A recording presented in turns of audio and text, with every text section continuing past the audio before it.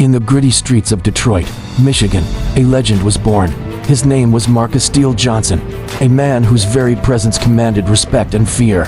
Raised in one of the toughest neighborhoods, Steele's journey to becoming the most feared man in the city was shaped by hardship, resilience, and an unyielding will. Steele's childhood was a baptism of fire. His father, a factory worker with a heart hardened by years of labor, instilled in him a relentless work ethic. But the factory's closure left the family destitute, and Steele's father turned to alcohol, his mother to two jobs, and Steele to the streets. By the age of 10, Steele had seen more violence than most people experience in a lifetime. He watched as gangs ruled the neighborhoods with an iron fist, their power absolute. Determined not to become a victim, Steele began to train his body and mind.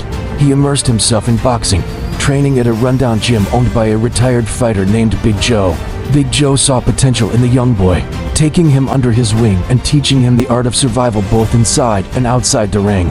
Steele's rise in the underground boxing scene was meteoric. His fists, like iron hammers, earned him a reputation that soon extended beyond the ring. By his late teens, he had become a formidable force, feared by rivals and revered by those who knew him. Despite his rough exterior, Steele had a code of honor. He protected the weak and stood against the senseless violence that plagued his community. His influence grew, and soon he became a leader, forming a crew that operated with a sense of justice uncommon in the underworld. They focused on protecting their neighborhood, offering a shield against the more ruthless gangs. As Steele approached his 30s, his legend only grew.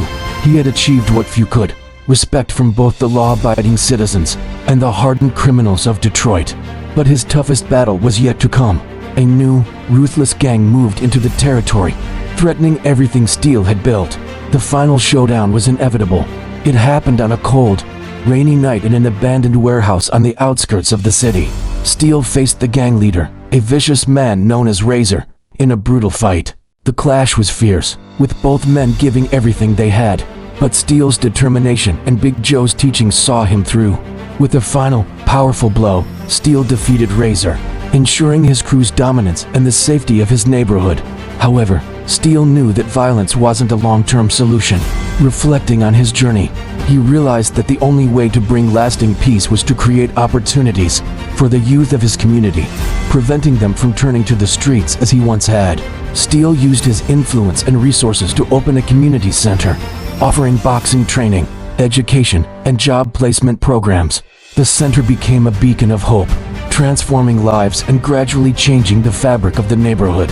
Marcus Steele Johnson, once the most feared man in Detroit, had become its greatest protector and a symbol of hope.